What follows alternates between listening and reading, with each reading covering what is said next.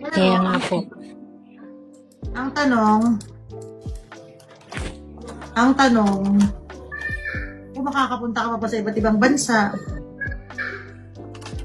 Ganun. kasi pag-iisipan ka nila ng hindi maganda.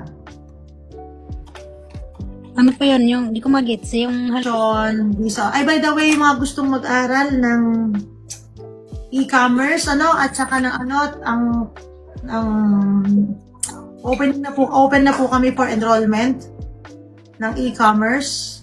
Yan, open na po for enrollment. By the way, yung mga gustong sumali, Miss Jana, baka gusto mong sumali. Yes, Pinoy Pro. Narinig niyo na ba yung kanta ni Yes, Pinoy Pro? Gusto niyo bang marinig? Sige ma, may try mo. Hindi ko pa yan narinig, promise. Yung ginawa ko sa vlog mo dati Grabe kayo sa akin, no? Hindi ko pala pinapakinggan yung Yes